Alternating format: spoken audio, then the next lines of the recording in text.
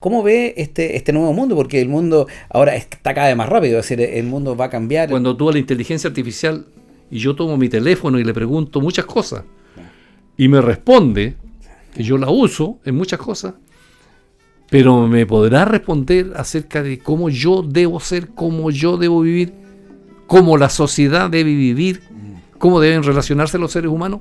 Hoy día los problemas son internacionales, pues, todo el comercio ilegal, la globalización, el crimen organizado, las migraciones, los aranceles, la economía financiera.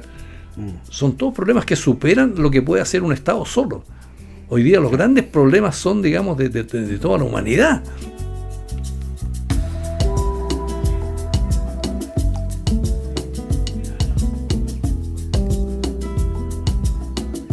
Bueno, ahora bienvenidos a otro capítulo más de Entrevistas Klein. Acá tenemos hoy día un invitado muy especial. Tenemos aquí a nuestro primer senador, así, don Francisco Huichumilla Jaramillo, acá. Así que quiero hacer primero que todo un saludo. Muchas gracias por venir hasta acá. Así, vamos a ver si alcanzamos por aquí. Aquí es un poquito de estiramiento. Cada día se hace más difícil. Acá el invitado está tomando una clásica burlesque, nuestra cerveza, bueno, más clásica, más vendida, más conocida, nuestra Amber Ale, típica de esta zona. Y yo creo que ya por segunda o tercera vez estoy con una Rauchbock, una cerveza especial que hicimos el año pasado junto a dos maestros cerveceros alemanes. Hicimos una cerveza típica alemana de ahumada y además con un poquito de merquén del mercado, que fuimos a elegirlo ahí. Fuimos el equipo, fue muy entretenido, fuimos entre todos y elegimos el mejor merquén o la mezcla de merquén adecuada para esto. Así que bueno, yo sé que con usted podemos extendernos muchas horas, por lo cual vamos a tener que ver por dónde zigzagueamos aquí algunos temas. Y la primera anécdota o el dato que me di cuenta al investigar un poco sobre su vida es que usted está de cumpleaños el 22 de marzo, que es el mismo día que estoy de cumpleaños yo. No sé si es cierto ese tema. Sí, entonces quería verificar ese dato porque a veces internet alucina un poco. ¿Sí? Fíjate que, bueno, ya que estamos en modo de conversar las cosas a la firme, ¿no es cierto? ¿Sí? Yo estoy inscrito efectivamente con mi cumpleaños el 22 de marzo. Ah, perfecto, ya. Pero yo nací el 15 de junio. Ya. Y no sé, en ese tiempo los viejos, me inscribió mal o el registro civil se equivocó. Perfecto. Y entonces resulta que todos mis papeles aparecen por el 22 de marzo. Entonces en algún momento yo dije, ¿arreglo estos papeles o no los arreglo? Entonces en casa del herrero Cuchillo Palo, entonces yo como abogado voy a hacer esta rectificación.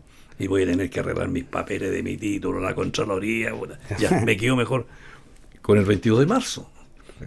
Pero ¿qué sucede? Que en los cargos que yo he tenido, entonces recibo un montón de saludos el 22 de marzo.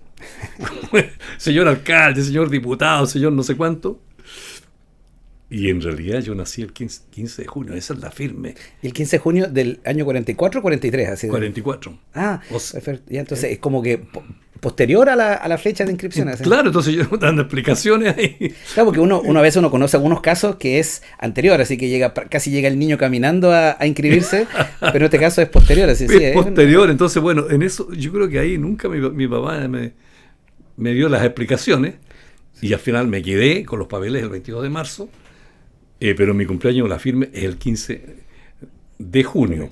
Bueno, esto debe ser una locura para los astrólogos y las astrólogas que de repente quieren medir ciertas cosas. Claro, bueno, y las autoridades me saludan oficialmente el 22 de marzo, pero así sucedió. Mira, por primera vez, aquí con tu programa yo estoy contando la firme. Perfecto. Qué buena anécdota y qué buen dato. Aquí que nos gusta el dato freak. Así que, señor director, aquí tenemos uno de los primeros datos interesantes acá de premisa. Así que no, muy bien. Qué buena historia. Así que bueno, ya que estamos hablando un poco de los inicios, acá siempre nos ha gustado saber y a los que nos han visto, nos han pedido que quieren conocer un poco, cómo parte su vida, cómo llega finalmente a donde estamos hoy día conversando acá. Hay un largo recorrido. Chile ha cambiado, la Araucanía ha cambiado y quería que nos contara un poco de esa primera parte de su vida. Sí. Mira, yo nací acá en Temuco y vivíamos nosotros en lo que se llamaba en ese tiempo y todavía creo que queda por ahí la población Troll, a finales de Freire, donde estaba por ahí la fábrica de azul, no sé si tú... Uy, no, ahí sí que no. Cerca de Pichicautín. Ya, eso sí. Sí. La población Troll. Entonces yo estudié en la escuela 4 de Caupolicán con San Martín. Perfecto. Hoy día eso es el bicentenario. Ya, perfecto. Claro. Ujú. Sí. Perfecto. Entonces, y después usted, bueno, va entonces a San José de la Mariquina. A San Ahí José de la también, sí. Mariquina. Perfecto, ya. Yo estudio en San José de la Mariquina. A mí me toca el terremoto del año 60. Wow. Me Ya. toca en San José de la Mariquina. O sea, en la provincia de Valdivia. Ya, ahí ahí mismo. Ahí en el mismo, centro, sí. fue una cosa pero terrible. Puta, casi Sí, el sí. seminario se viene abajo. Ya, sí. Digamos, fue una experiencia, digamos, brutalmente fuerte. Y resulta que yo después parece que me acostumbré y ya no le tengo miedo a los terremotos. Ah, qué bueno. Porque después tuve en el 27F, ¿te acuerdas tú? Sí, claro, sí. El último de la presidenta Bachelet, Sí, antes ese, que se fuera. ese lo viví yo en Valdivia también. En Valdivia. Sí, Fue fuerte también ese. Sí, no, sí fue entretenido. Sí. Y también en el 85. Ya, sí. Entonces yo me he vivido todos los terremotos grandes. Ya, 3 terremotos grandes ahí. así. Tres terremotos grandes, Sí, pero el del 60 fue sí.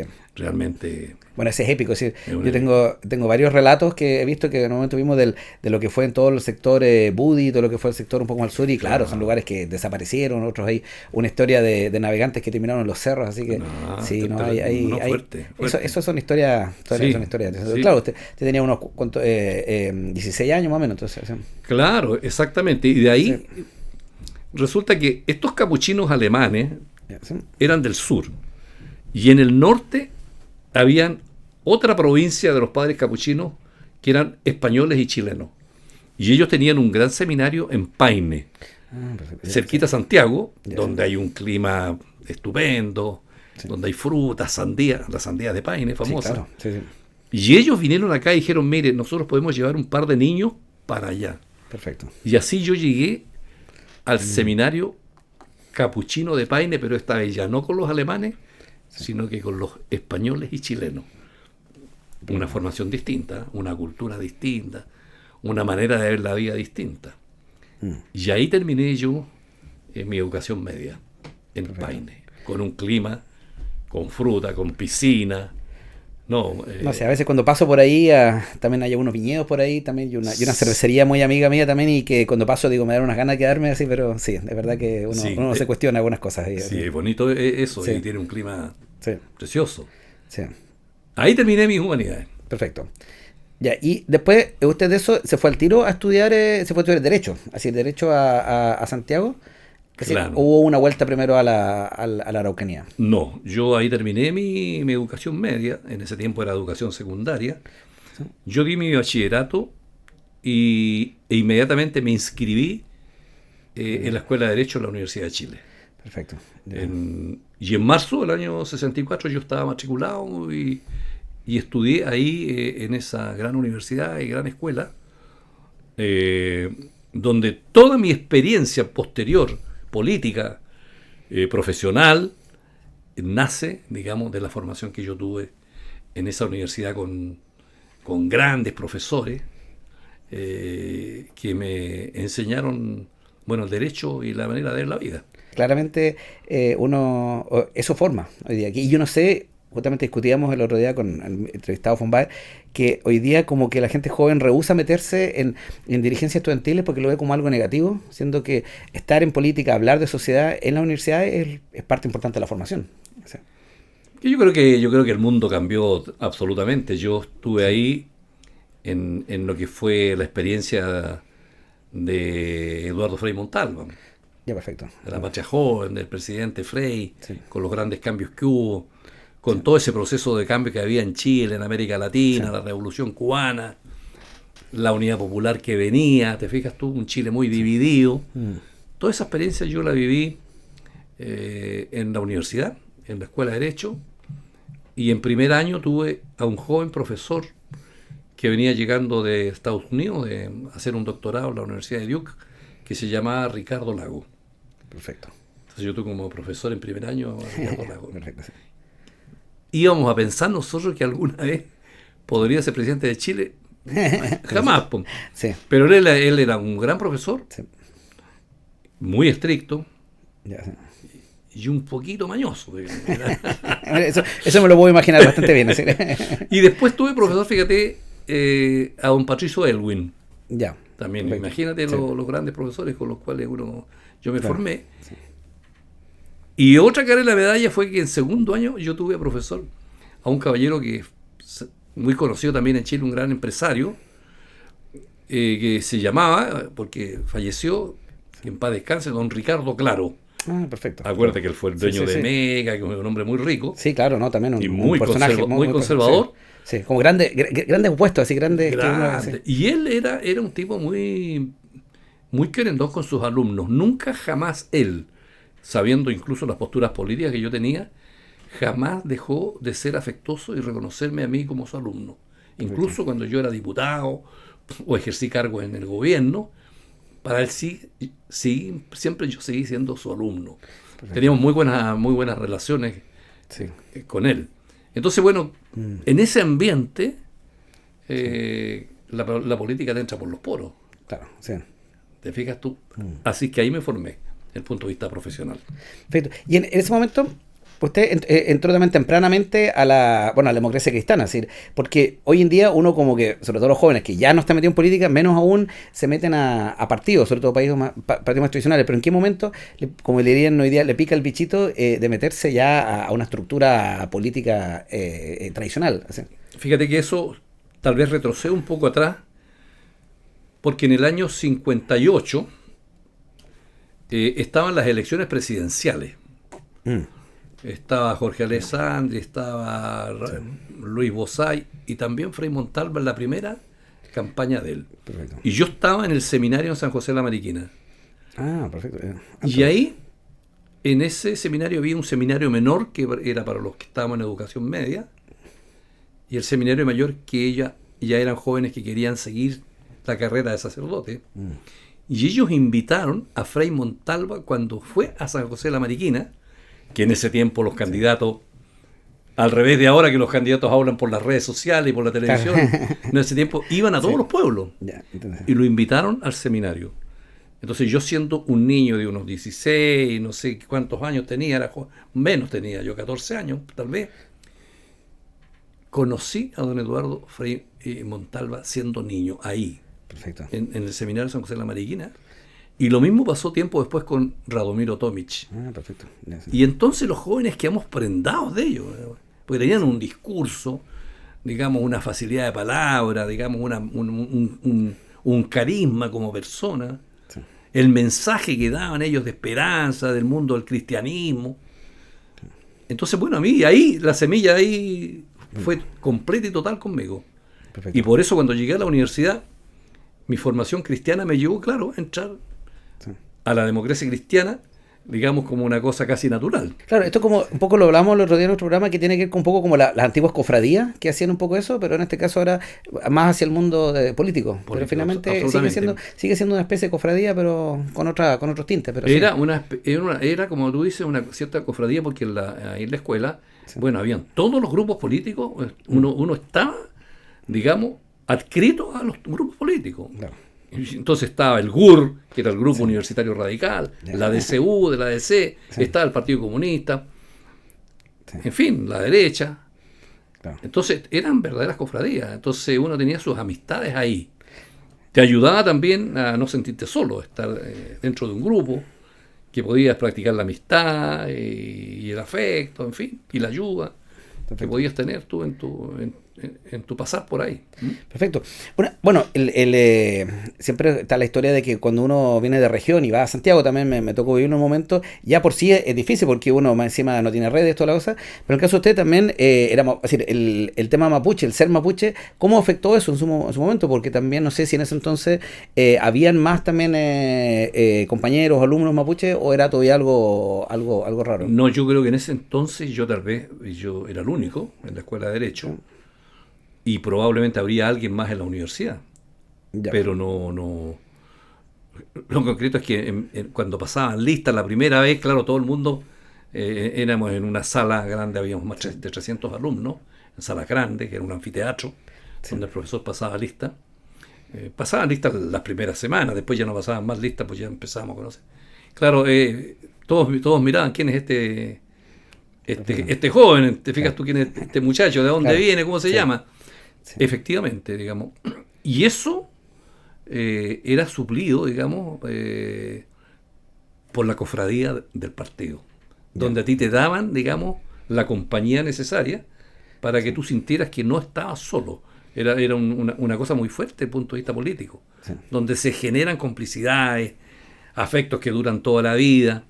Entonces tú dices, mire, la ADC, bueno, fue un partido grande, ahora está un partido con muchos problemas, pero yo digo, bueno, pero esa era mi familia, esa es mi familia, ahí partí yo, Claro. ahí los años difíciles, te fijas tú, de la vida.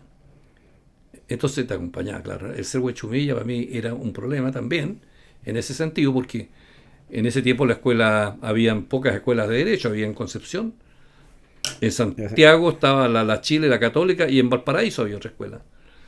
Y además la mayoría de los alumnos eran de todos los grandes colegios de Santiago, públicos y privados, ¿no? Entonces yo venía llegando del sur aquí, entonces fue todo un desafío personal de formación y también de sufrimiento, soledad, viviendo de esa manera muy pobremente, digamos, en algunas pensiones por ahí. ¿Te fijas? Pero la política te ayudaba a sentirte parte de un proyecto colectivo y de una amistad. Pero a mí una parte también siempre me interesa es cuando personas como usted que se van a Santiago finalmente con toda esta cosa que yo siempre he creído que a veces todos los desafíos de eso finalmente fortalecen a la persona, es decir, o uno cae o se fortalece porque como que hay que batallar más. Pero después de eso, al volver a la Araucanía, siempre ha sido una de las cosas que me intriga y una pregunta recurrente que yo hago es ¿cómo fue después ya profesionalmente, con ya habiendo cambiado, siendo más adulto, así, volver a estar Araucanía? Así, me gustaría tocar esa parte antes de pasar al break y después irnos a otro tema. ¿Sí? Claro, yo me recibí rápidamente de abogado, no, porque en la escuela cuesta harto recibirse, sobre todo con el examen de grado, que es un examen, pero era duro. Y lo sigue siendo, yo conozco varios ahí que han quedado en el camino. Y lo sigue siendo, claro, el examen de grado es de vida o muerte, realmente. Sí. Los que le dan mal quedan traumados, digamos. Sí. Yo felizmente saqué todo de un solo viaje, mi carrera, los 5 años, después hice, la memoria, la práctica y mi examen de grado, salió todo bien. Y yo el año 70, finales de los 70, volví a Temuco con un cargo en la CORA, ya, perfecto, en la Corporación de la Reforma Agraria, y ahí estuve como abogado en tiempo de la Unidad Popular, el año 70-73, fui abogado de juicios, porque me encontré ahí con un abogado ya maduro, avesado, y me vio a mí como un abogado jovencito, y me dijo, vente a trabajar conmigo, yo te voy a enseñar, y fui abogado de juicios. Perfecto, en la CORA. Entonces tenía los juicios ahí del año hasta el año 73. Ya, perfecto. Pero a mí me gustaría, cuando se refiere a juicios, ¿a qué se refiere como cuando había que dictaminar, cuando había un problema de tierra? No, aquí eran los tribunales. Ya, perfecto. Ya. Digamos, la actuación no de escrituras, ni de estudio de títulos, ni de problemas administrativos, sino que eran los juicios que habían en los tribunales. Ya. En ese caso, la CORA tenía juicios en lo que se llamaba en ese entonces, lo que existía eran los tribunales agrarios, donde las personas que eran expropiadas podían reclamar de la expropiación, podían asimismo reclamar de la reserva que le dejaban, o del monto de la indemnización, o cuestionar derechamente la expropiación. Entonces eran juicios en esos tribunales, y entonces yo trabajé especializándome en ser un abogado a juicio, que para la profesión de abogado es muy importante, porque es para los médicos, es como el sistema de urgencia, ¿no? Para que tú seas un médico, conozca, digamos, cómo es la profesión, tienes que pasar por el servicio de urgencia, porque ahí te llega de todo. Y en los juicios, digamos, es donde uno se forma como abogado en la práctica. Perfecto. Así que fue muy, digamos, muy educativo y formativo para mí trabajar como abogado de juicio, siendo un joven abogado que le debo mucho a Horacio, que fue mi maestro en esas materias. No, perfecto, sí. No, qué entretenido. Sí, ese es un tema. A mí el tema de la reforma agraria siempre ha sido un tema que me interesaba. De hecho, hoy día hablaba con mi padre, que él también vino de Santiago al sur, porque él migró para acá justamente trabajando él trabajó en Corfo. Entonces, en realidad, yo debo gran parte de mi vida, con lo bueno y lo malo, a esas decisiones, también a esos cambios. Así que, de forma indirecta. Entonces, toda esta historia igual para mí me resuena mucho en mi propia vivencia, de forma indirecta. Así que, bueno, nos saltamos entonces ahora, me imagino, golpe de Estado, cambia la situación. ¿Qué pasa entonces con usted? Mire, ahí le voy a contar otra cosa. Yo en ese tiempo la DC y todo era un partido opositor a la Unidad Popular. Sí. Y entonces era una oposición a la Unidad Popular, al gobierno del presidente Allende. Entonces yo en ese tiempo ya empecé a emerger como un cierto liderazgo y era el presidente de la agrupación de funcionarios de la Cora. Sí. Era el presidente. Sí. Y cuando viene el golpe de Estado, yo sigo como abogado del departamento jurídico de la Cora, pero me voy en marzo del 74. Okay. En octubre y noviembre yo defendí en los consejos de guerra, digamos, a los detenidos que pasaron a los consejos de guerra, porque yo era el vicepresidente del colegio de abogados de la región. Okay. Siendo un abogado muy jovencito, sí, era el vicepresidente, y el colegio, junto a otros colegas jóvenes, nos pidieron que nosotros pudiéramos actuar en los consejos de guerra como abogados defensores de los numerosos miembros de la Unión Popular que estaban en ese tiempo, los tomaban presos, detenidos, qué sé yo, sí. Pasaban a consejo de guerra, y entonces yo estuve entre octubre, noviembre, diciembre, todos esos meses, digamos, defendiendo a los presos políticos. Perfecto. Que estaban ahí en los consejos de guerra que se hacían en el regimiento Tucapel. Y los consejos de guerra consistían de una manera increíble, pero tú hacías la defensa, pero tú llevabas la defensa por escrito, y ya antes de leer la defensa te la pedían y la revisaban. Claro, de tal manera que te la revisaban y ahí tú podías decirla. Okay. Entonces, esa era la manera, digamos, como era la cosa. Un consejo de guerra formado por militares. Okay. Y yo en marzo del 74, me negué a firmar los informes jurídicos que devolvían los predios expropiados, porque sentí como abogado que se estaban devolviendo, digamos, sin todos los trámites correspondientes. Habían problemas legales ahí. Entonces, cuando yo me correspondió como abogado, me negué a firmar esos informes jurídicos, pero actuando exclusivamente como abogado. Ya, y entonces, bueno, tuve un problema, porque el comandante del regimiento de ese entonces llamó al director de la Cora y le dijo, bueno, aquí tiene un abogado que se niega a firmar los papeles. Claro, no creo que haya estado muy contento. Así claro, que, y estas cosas son primera vez que las estoy contando, ¿no? Ya, sí. En un medio así de comunicación. Y entonces me llevan, digamos, el comandante del regimiento le dice al director, bueno, venga con el abogado aquí para que vea una explicación.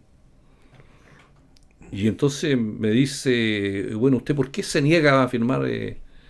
Yo le digo, me niego a firmar como abogado porque yo encuentro, le digo, que esto no se ajusta a la legalidad para que usted, digamos, pueda devolver los campos. Yo no cuestiono que usted pueda devolver los campos, pero yo como abogado tengo que preocuparme de que esto se ajuste a la legalidad. Y como no se ajusta, yo no firmo. Y entonces el comandante, imagínate, con todo el poder que se tenía en ese momento, me dice, pero usted, abogado, no se da cuenta, me dice, ¿usted no entiende que esto es un golpe de Estado? Y yo le digo, sí, comandante, sí entiendo, pero si es un golpe de Estado, entonces usted no necesita la firma de un abogado. Es verdad, ¿sí? Claro. Es como poco contradictorio. No necesita la firma de un abogado. Me dice, ya váyase a cambiarme, yo no quiero saber más de usted, qué sé yo. Y yo ahí después fuimos con el director y le digo, mira, yo hasta aquí llego, me voy. Me fui y instalé mi oficina por ahí, una oficinita como abogado, y ahí estuve durante toda la dictadura, trabajando como abogado de ejercicio libre de la profesión, digamos, y efectivamente viví casi del año 74 hasta el año 90, en que fui diputado. Viví de mi ejercicio libre de la profesión, me fue muy bien, tenía mi oficina, tenía clientela, en fin, me fue bastante bien. Y sobreviví, digamos, como abogado libre.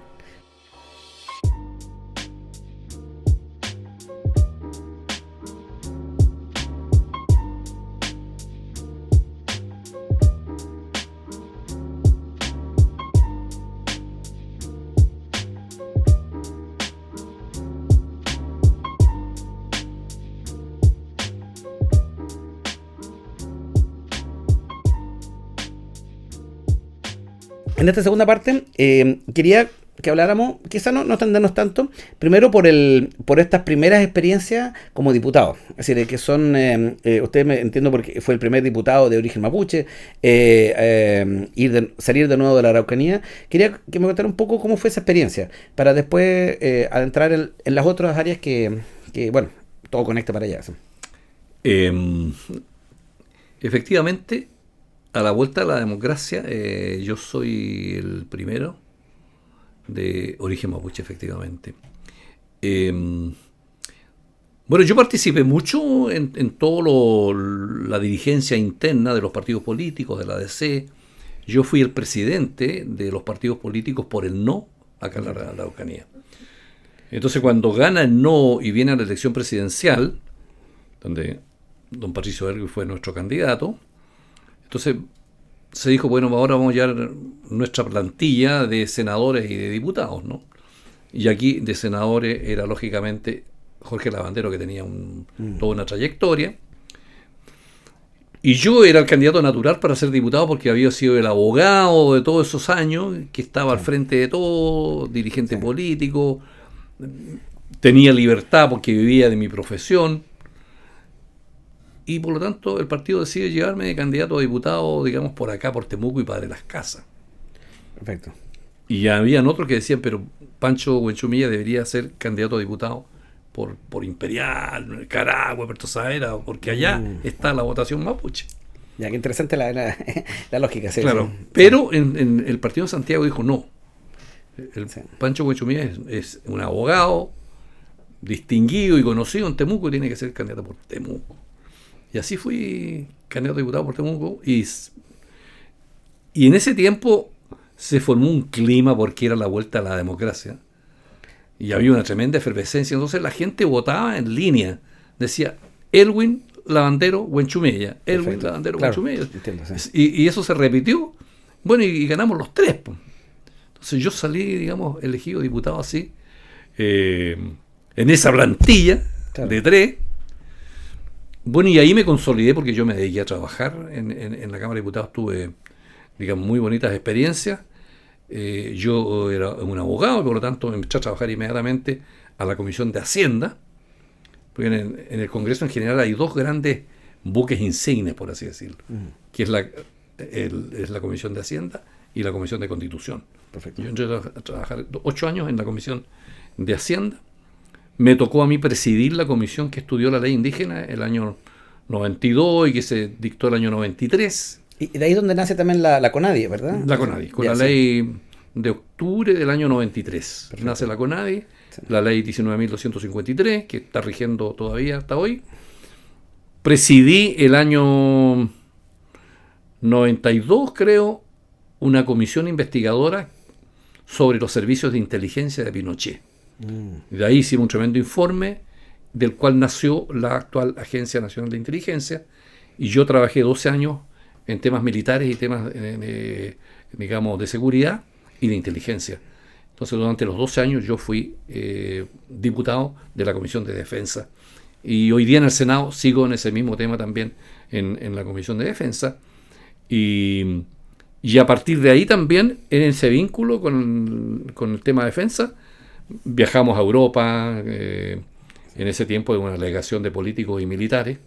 Estuvimos en Alemania, en ese tiempo que Pinochet una vez habló de los chascones, los sindicalistas, alemanes, qué sé yo, de las Fuerzas Armadas. Sí. En ese tiempo viajamos y estuvimos recorriendo Europa en temas militares. Entonces, esa fue... Después fui vicepresidente de la Cámara el año 96, y ahí hice otros viajes, estuvimos en China, estuvimos... Bueno, en Medio Oriente, en fin, me tocó muchas actividades de ese tipo como diputado. Estuve 12 años como diputado, del año 90 hasta el año 2002. Perfecto. ¿Y por qué quiso volver a la alcaldía de Temuco? Porque a veces uno piensa, para muchos uno dice, siempre ve, quizás uno joven, que como que las personas cuando parten políticamente quieren ser concejales o seremis, alcaldes, diputados, senadores, y van. Entonces, usted tiene como una forma un poco más como mixta. Entonces, sí. ¿Por qué pasa eso? ¿Cuál fue qué lo motiva finalmente a volver a la alcaldía? Yo creo que fue la petición oficial que a mí me hace la democracia cristiana de asumir la responsabilidad en la alcaldía de Temuco. Ya, perfecto. Y yo estaba pensando, un poco más a lo lejos, de ser alcalde de Temuco y después seguir una carrera como senador. Ya, perfecto. Y que me permitía a mí volver a terreno, digamos, estando como alcalde de Temuco, conociendo la realidad de la ciudad. Ahora yo todo ese tiempo y hasta el día de hoy, siempre mi casa ha estado en Temuco. Mi casa matriz, mi señora, qué sé yo, todo. Hemos vivido acá. Y yo siempre he sido un viajero de más de 30 años, viajando todas las semanas para allá y volviendo los fines de semana. Y te cuento un pequeño detalle, tal vez lo más terrible pasaba, digamos, en el gobierno del presidente Lagos. Ya. Porque yo era ministro y el presidente tenía la ocurrencia de invitarnos a una reunión los días domingos a las 6 de la tarde. Ah, Entonces yo llegaba el sábado en la mañana a mi casa acá, Temuco, ya. y me tenía que ir el domingo a mediodía a Santiago para ir a la reunión de comité político en la casa del presidente Lagos. Ya, perfecto. Porque entonces yo llegaba a Santiago a las 2, 3 de la tarde, Sí. solo en mi departamento, un día domingo. Claro. Puta, era fatal realmente. Y después partir a la reunión del presidente a las 6 de la tarde, que se extendía hasta las 10, 11 de la noche. Claro. Y donde preparábamos la semana. Pero otros presidentes hacen reunión de desayuno los lunes temprano, Claro, o eso los lo he viernes visto, en la tarde. Pero el presidente nos citaba a las 6 de la tarde el domingo. Sí, sí. Yo le decía, pero presidente, usted me mata, Juan, con esta cuestión. Pero no, él no cedía, no él. Ya era su forma. Puta máquina, Sí. Juan, era terrible. Juan. Sí, yo creo que a lo mejor lo hacía porque justamente él no tenía nada que hacer a lo mejor el domingo en la tarde. Dije, No, yo creo que los presidentes viven trabajando todos los fines Sí, de semana, es verdad, trabajando, sí. porque tienen un montón de cosas nacionales e internacionales, Sí. en fin, entonces, bueno, así que por eso yo quería tener la experiencia de colocar los pies en la tierra, porque el trabajo de un diputado es más bien un trabajo de terreno, pero un trabajo político en la Cámara. En cambio, el alcalde es el dueño de casa, Claro. está con la gente, con las organizaciones, con la población, con los problemas reales de la gente.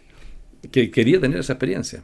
Sí. Además que también hay un simbolismo fuerte, así como de volver a la raíz, así volver a decir, con todo lo que significa esta región, así, y tener también un alcalde con apellido mapuche también es potente, es decir, en Temuco, que tiene este simbolismo tan colonial también en cierta forma. Entonces, Y ser el sí. primero, claro, también, pues yo fui también el primer alcalde de Temuco, Sí, y tal vez el único, digamos, que viene de ese origen, ¿no? sí. Y entonces me permitía estar en mi casa también, pues. Perfecto. Entonces, bueno, ahí tú llevas ahí otra variable, que es el costo que uno tiene en esta actividad política con la vida familiar. Sí. Entonces, el costo y el dolor que tengo yo, que yo no vi crecer a mis hijos. No estuve con mis hijos cuando más me necesitaban, probablemente, que era la niñez, la adolescencia, los estudios, porque he llegado a la política. Ese es un costo tremendo que yo hasta el día de hoy, digamos, tengo como esa deuda con mi hijo, ¿me entiendes tú? Claro, sí, Ese entiendo. es uno de los costos que uno paga, digamos, por esto. Sí, eso también es algo que he escuchado recurrentemente. Sí, sí, Pero sí. por otro lado, también cuando he conocido gente de la política que no tiene familia, también tiene como a veces como un vacío también. Entonces como que en los dos caminos la política tiene ese lado medio de sacrificio. Así sí. Totalmente, porque Sí. yo, por ejemplo, alojo en mi casa, Sí, después me voy a Santiago, tengo un departamento, alojo allá en este departamento, en Viña alojo en un hotel, sí, y entonces andas con tu maleta, con tus cosas para allá, y vuelta para acá, y vuelta para allá. Pero la política es una actividad, digamos, que te produce gran retribución espiritual, intelectual, política, de estar en los grandes temas del país, estar en las decisiones, conocer a gente que está en el poder económico, en el poder militar, en el poder político, sí. poder viajar al extranjero con otras experiencias. O sea, yo digo, para mí es mucho más gratificante ser, digamos, esa responsabilidad política que, por ejemplo, ser abogado, Claro, sí, que está en la ciudad, digamos, solamente dedicado a los tribunales. sí. Pero tiene sus costos, naturalmente. ¿Cuáles son las obras que usted realizó, o ya sea que hayan quedado conclusas o lo haya hecho otro, que usted tiene como mayor orgullo, que siente que eso fue como algo significativo dentro del paso por la municipalidad? Bueno, la gran obra que nosotros hicimos, entre muchas otras, fue el estadio. El nuevo estadio de Temuco. Eso lo hicimos muy en concordancia con la presidenta Bachelet Y por el lado de la NFP con Harold McNichols, que yo sé que estuvo por acá con ustedes, Sí. que nos conocemos con Harold McNichols desde los tiempos que yo fui alcalde. Perfecto. Y entonces a nosotros nos dicen de la NFP que están abriendo un concurso, por así decirlo, entre municipalidades que quieran postular a un mundial femenino, donde se iban a reconstruir los estadios y que el gobierno iba a colocar la plata. Y nosotros postulamos. Dijimos, esta es la oportunidad, y postulamos. Y ahí tuve la oportunidad de conocer a Harold McNichols y empezamos a trabajar con él. Nos pedían a nosotros para postular como demostración de la seriedad de nuestra oferta una garantía de 100 millones de pesos. Ya, perfecto. Entonces yo le dije al jefe de finanzas, bueno, ¿cuál es nuestro banco donde tenemos las plata? En el banco tanto. Muy bien, vaya y dígale que de parte del alcalde necesitamos un validista, qué sé yo, de garantía, digamos, por esto de 100 millones. Ya. Dimos la garantía, nos adjudicamos eso. Y bueno, y nosotros hicimos un trato directo, y por lo cual yo hablé con el MOP, que tiene más espalda que la municipalidad, y el MOP con su dirección de arquitectura hizo un trato directo con la empresa, y la empresa demoró 9 meses en construir el estadio tal como hoy día lo conocemos. Y ahí, para aquí le cuento, ahí yo tengo muchísimas cosas que pasaron, como por ejemplo que cuando íbamos a echar abajo el estadio antiguo, Sí. emblemático que había construido don Germán Becker en la década del 60, Claro. y que la gente quería mucho. Entonces, vamos a construir el estadio nuevo, pero hay que echar al estadio viejo que la gente lo quiere tanto. Sí. Y van los jefes de departamento y me dicen, alcalde, estamos listos para echar abajo el estadio. Tenemos que esperar su orden, que usted diga a la retroexcavadora que lo echen abajo. Ya sé. Y yo, chuta, dije, uy, lo echo abajo y esto fracasa, puta, aquí me van a matar en Temuco. Voy a tener que salir arrancando. Y llamé al jefe de finanzas de Las Platas de la presidenta Bachelet, Rodrigo Egaña, que había trabajado conmigo cuando yo era ministro. Y le digo, oye, Rodrigo, ¿esto es serio? ¿Ustedes tienen la plata, weón? Sí. ¿Voy a echar abajo esto? ¿Después voy a tener la plata? No, me dice, por favor, está la plata, procede de inmediato. Fuimos para allá, listo, que procedan. Y empiezan a echar abajo el estadio. Sí. Y entonces mucha gente empezó a reclamar que puta el estadio. Bueno, y levantamos el estadio y en 9 meses se construyó una obra gigantesca. Sí. Y yo decidí que el estadio no debería cambiar de nombre. Ya. Dije, no, este estadio se va a seguir llamando Germán Becker, porque él fue el de la idea en los años 60 de tener un estadio. Aquí cambió la materialidad del estadio, pero no cambió el espíritu con que esto se hizo en la década del 60. Así que se va a seguir llamando Germán Becker el estadio. Y así fue. Y entonces es una gran obra. Y ahí estuvo también de visita un señor norteamericano que era dirigente de la FIFA, era como el segundo o tercer vicepresidente de la FIFA, uno gordito, Ya. que después estuvo metido en un escándalo de las plata, weón, y que habló con el FBI. Ese Ya. caballero Todo estuvo aquí, y cuando vino, Harold McNichols me dijo, puta, va a venir, va a colocar todo tipo de exigencia. Pedía una limusina, pedía un sillón, pedía fruta, pedía esto, pedía... Cuando después lo vemos que está metido en el medio forro, weón, por las noticias, ese caballero estuvo aquí inspeccionando el estadio en nombre de la FIFA. Sí, yo me acuerdo, yo tengo por ahí un video, yo estaba en ese momento, tenía una pequeña productora visual, nosotros grabamos la inauguración me acuerdo cuando Bachelet le sale volando un zapato, me acuerdo. Exactamente. Sí, me acuerdo mucho de haber estado en la cancha con los globos, así, fue un bonito momento. Y sí, yo no me acordaba que se demoró tan poco, en 9 meses. Sí. Sí, como que la cosa parece que funciona mejor porque, ¿cuánto lleva? Bueno, las cosas ahora demoran un poco más, pero no sé por qué. Hoy día... Nosotros hicimos un llamado, una licitación para la arquitectura, y el diseño del estadio lo ganó una empresa de arquitectos de Temuco. Ya, perfecto. Eso fue una decisión mía como alcalde, Sí. digamos, de hacer un concurso, empresas de arquitectura, y lo ganó aquí una empresa de arquitectos de Temuco. Entre medio, fuimos con Harold McNichols a Nueva Zelanda, Ya. a conocer la experiencia que se habían tenido con el mundial que hicieron los neozelandeses allá con la FIFA.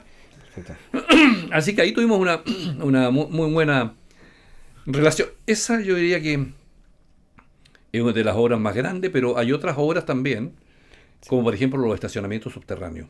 Ya, perfecto. Los estacionamientos subterráneos demoramos 3 años y ahí hicimos una muy buena figura porque quien administra el subsuelo es la municipalidad. Nosotros no teníamos experiencia en construir, digamos, subterráneos, digamos, como estacionamientos. Esos son los de la Plaza Recabarren y Aníbal Pinto, eso, ¿verdad? Exactamente, la Ya. Plaza de Armas y la Plaza Recabarren al frente del regimiento. Sí.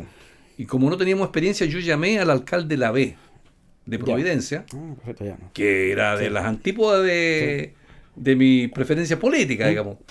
Pero yo lo conocía.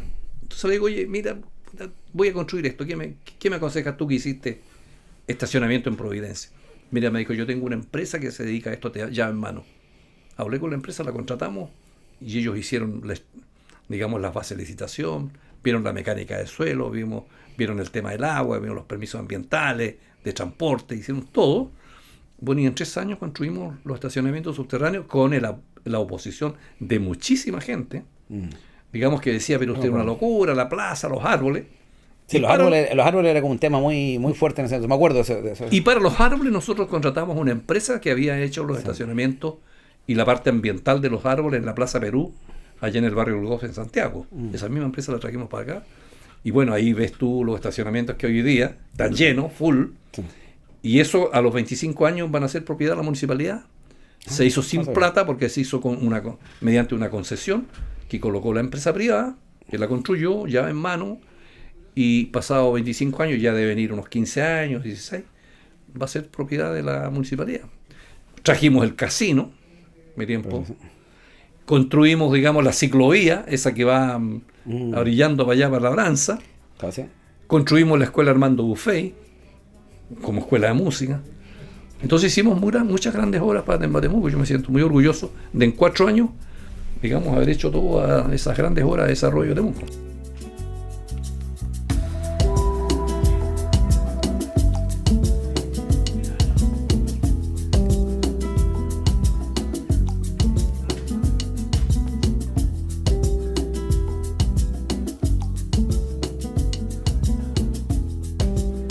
Lo que pasa es que hay una cosa primero general. Digamos que en la vida, no solo la vida está hecha de triunfo. La experiencia de la vida está hecha de hacer camino al andar, como dice Joan Manuel Serrat, ¿no? Claro. Caminante no hay camino, se hace camino al andar. Y el camino, bueno, tiene valles y tiene honduras, tiene ripios, tiene problemas. Y entonces la vida está hecha de triunfos y de derrotas. No existe esa vida tan pareja, digamos, en que tú dices, mira a mí, yo soy un tipo que siempre me va bien, siempre me va mal. No, eso forma parte de la experiencia y de la vida. Y entonces yo he tenido 7 elecciones en mi vida. Y he ganado 5 elecciones y he perdido 2. Y entonces es normal eso que suceda, ¿no? Que por determinadas circunstancias. Y por otro lado, hay cargos que yo no he buscado. Por ejemplo, yo busqué ser diputado. Yo busqué ser alcalde de Temuco. Yo no busqué ser ministro ni ser subsecretario. Y la segunda vez que yo fui candidato a alcalde y perdí, no busqué esa candidatura. El partido me pidió, porque no había nadie. ¿Me entiendes tú? Tampoco busqué ser candidato a senador esta vez, el año 17. Fue Fuad Chaín, que era el candidato a senador, el que me fue a buscar a mi casa. Y me dijo, oye, yo quiero que me acompañe, porque qué sé yo, necesito los votos. Y yo le digo, no, yo ya estoy retirado, estoy dedicado a mi profesión de nuevo, estoy tranquilo. Bueno, insistió mucho, y tanto insistió que me convenció y ya le dije, ya, inscríbame, ya voy. Y bueno, y todos sabemos el resultado, digamos. Entonces, pero yo no he buscado, digamos, no lo busqué.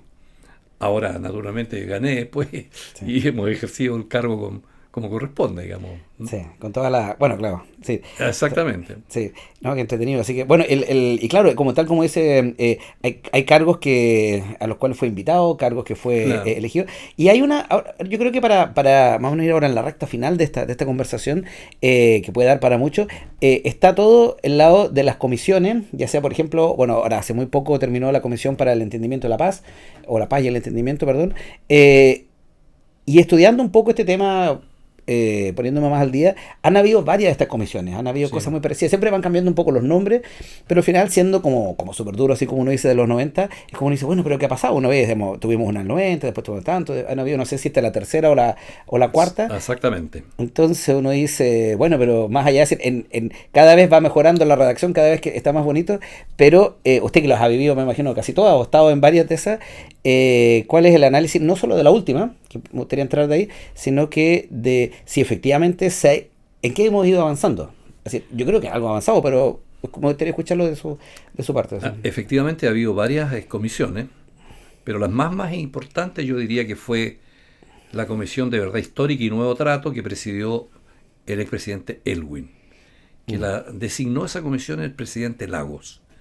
Yo fui miembro de esa comisión junto a muchos otros personeros, y esa comisión probablemente hizo el estudio más acabado del diagnóstico de la historia y situación de los pueblos indígenas en Chile, de todos, no solo del pueblo mapuche. Y es un informe grandísimo de varios tomos, y el informe final tiene como 700 páginas, y es lo más completo en estudio que ha hecho el Estado chileno respecto del mundo mapuche e indígena en general. ¿Eso es como estamos hablando del año 94? No, estamos hablando del año 2002, 2003, 2004. Ah, claro, estamos hablando con Lagos, sí. Pues, sí con Lagos, sí. Claro, exacto. Y se entrega eso el año 2004, por ahí por abril o mayo se entrega ese informe definitivo. Después yo participé en el informe del obispo Vargas, que en paz descanse, don Héctor Vargas, que también él presidió una comisión. Y en esta tercera comisión, ¿cuál es la diferencia?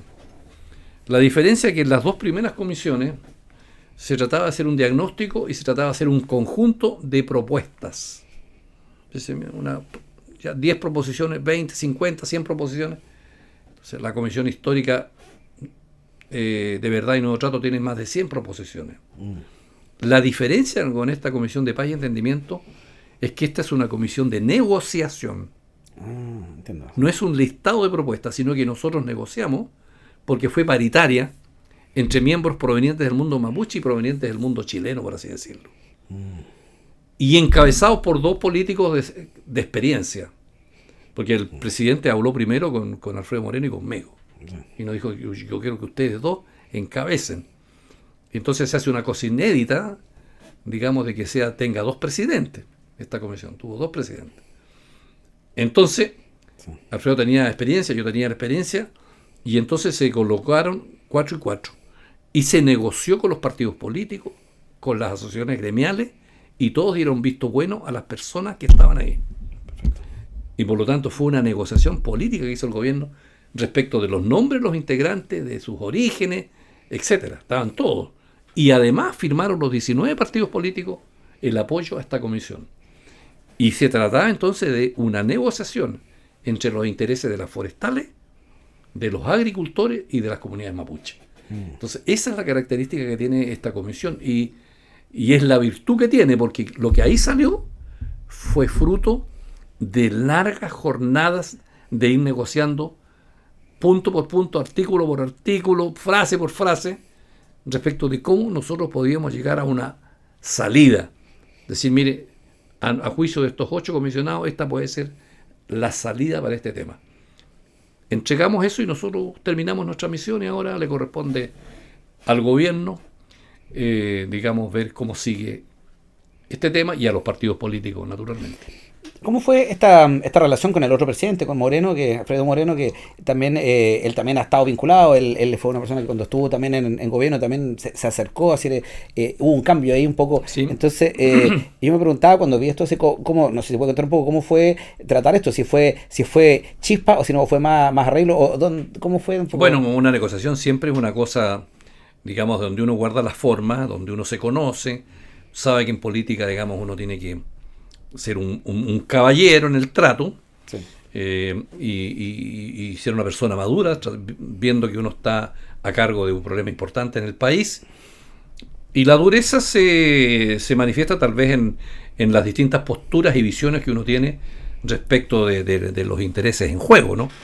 Porque son intereses económicos que están en juego, en definitiva, entre todo el mundo, por ejemplo, de las forestales. Nosotros hablamos con todo el mundo, con los dueños, con los ejecutivos, con los gremios de los agricultores, con representantes del mundo mapuche, con las 4 regiones involucradas en el tema, los servicios públicos, los gobernadores, en fin, de ese tiempo.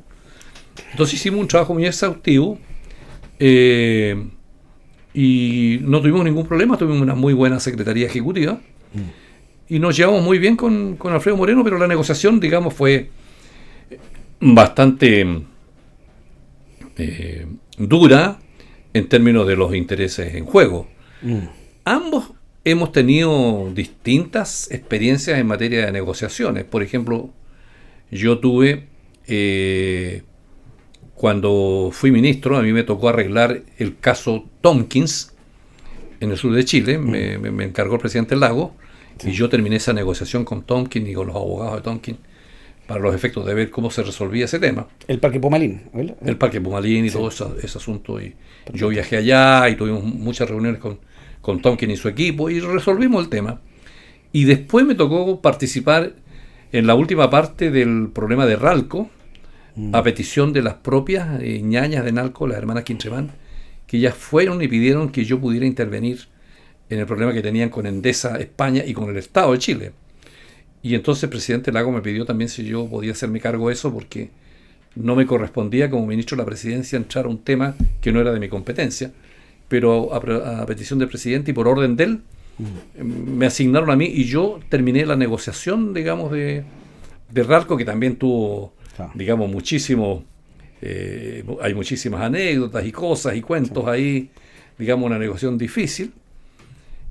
Y después, como intendente, bueno, me tocó la negociación del aeropuerto. Perfecto. Sí, este fue un tema. Sí. Claro, una gran negociación.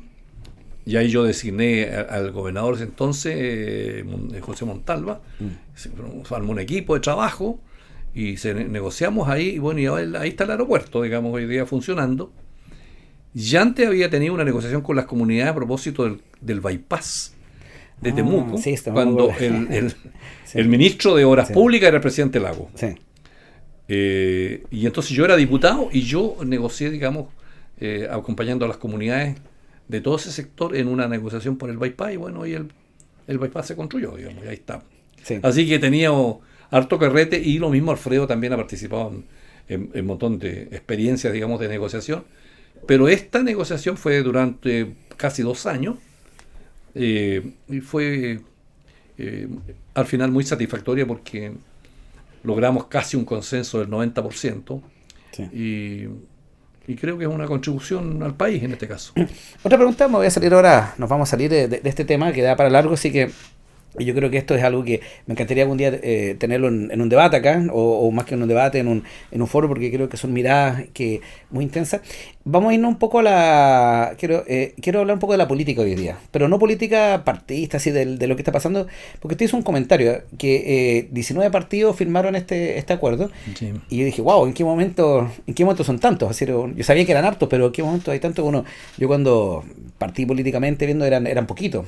Entonces, y usted hoy día es uno bueno, uno podría decir no ofensivamente, de los dinosaurios de la democracia cristiana, es decir, entonces, ¿cómo dirían? Así, entonces, lo cual uno dice, bueno, ahí está el último, y uno ve en las noticias realmente que está preocupado el partido, que en un momento de mi vida fuera el partido más importante de Chile, con toda la cosa, y ahora están ahí preocupados, que si, sí. Entonces, incluso desaparecer si es que se aprueba esta ley. Entonces, ¿cómo ve usted, como parte, usted es un símbolo de la DC? ¿Qué pasa ahí? ¿Qué se siente? ¿Cuáles son las conversaciones respecto a este tema? Más allá de la actualidad, ¿qué pasa con esto? Bueno, la democracia cristiana fue un partido grande en la historia de Chile, sí. Con Frei Montalva. Tiene más de 80 años el partido, si contamos a la Falange Nacional. Claro. Y en 80 años, así como la vida humana, sí. ¿No es cierto?, también envejece si uno no se pone al día en el cambio del mundo. Cuando nace la DC en los años 60, el gran gobierno de Frei Montalva, bueno, era un mundo distinto. Era un mundo analógico, era un mundo bipolar. Después cayeron los muros, cayó la Unión Soviética. Surgen otros referentes en el mundo, la emergencia de China, con un modelo político distinto, en lo económico. Entonces, cuando el mundo viene la revolución de Internet, la revolución digital, en que la gente ve las noticias en tiempo real, te fijas tú, cambió absolutamente. Entonces, la pregunta es si los partidos logran entender los nuevos fenómenos que hay en el mundo, los nuevos problemas. El rol del Estado-Nación, que era capaz de solucionar sus problemas internamente. Hoy día los problemas son internacionales, pues, todo el comercio ilegal, la globalización, el crimen organizado, las migraciones, los aranceles, la economía financiera. Son todos problemas que superan lo que puede hacer un Estado solo. Hoy día los grandes problemas son, digamos, de toda la humanidad. Imagínate lo que está haciendo Trump, cómo influye en todo lo financiero, en el valor del dólar, en la inflación, en los precios, en los mercados. Entonces, si los partidos no logran entender, digamos, ese cambio de mundo, y además el cambio cultural también, pues. Entonces la pregunta es, bueno, que un partido de inspiración cristiana tiene hoy día, digamos, cuál es su cuento, su relato en este mundo que cambió de todas maneras. Entonces los partidos sufren esos embates, y si no son capaces de hacer un ayornamiento en torno a tener una mirada moderna, distinta de la vida y de la sociedad y los fenómenos sociales, entonces ahora viene el mundo de la robótica, el mundo de la inteligencia artificial, del cambio climático. Son problemas que no existían en la década de los 60, de la década de los 70. Yo me acuerdo que en tiempos, yo era niño, aquí habían dos radios, la radio Cautín y la radio La Frontera. Imagínate ahora en el siglo XXI, el año 25, cómo están los medios de comunicación mundiales hoy día. Sí. Entonces, si los partidos, digamos, no logran superar eso, viene una cierta decadencia. Entonces esa es la mirada que yo tengo, digamos que, claro, son otros tiempos, son otras exigencias. Y cambió el mundo. Y cuéntame, usted, bueno, no sé si esto es una información pública o no, pero usted va a la reelección ahora, quiere ir y sigue hacerlo. ¿Cómo ve este nuevo mundo? Porque el mundo ahora está cada vez más rápido, es decir, el mundo va a cambiar, el mundo de la inteligencia artificial, esto de Trump-China claramente es algo que nos dice, bueno, aquí las cosas se van a acelerar un poco. ¿Cómo ve usted eso? Hacer esas dos preguntas. ¿Sí? Mire, yo... a esta altura de la vida uno va aprendiendo. Yo soy una persona que no tengo ansiedades. Tengo una serenidad para mirar la vida, una tranquilidad y una paz interior para ver mi vida, para ver el mundo y los problemas. Estos son los años y la experiencia que uno tiene.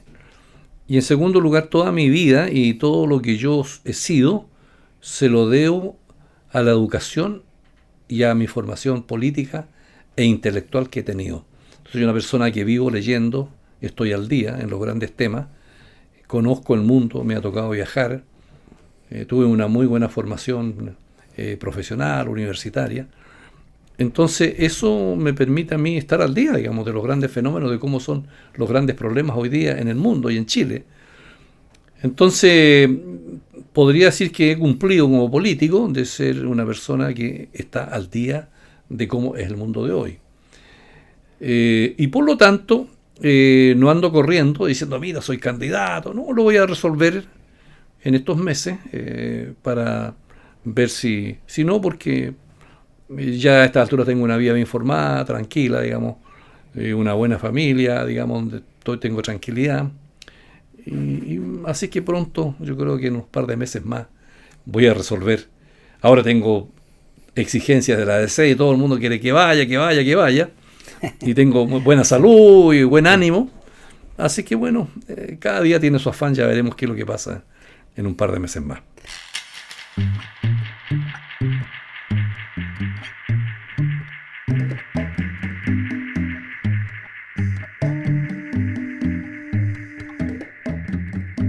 Estamos esperando aquí a Pía, a nuestro personal podcast interlocutor, se me olvidó la cosa, y vamos a hacerle la pregunta que hace nuestra inteligencia.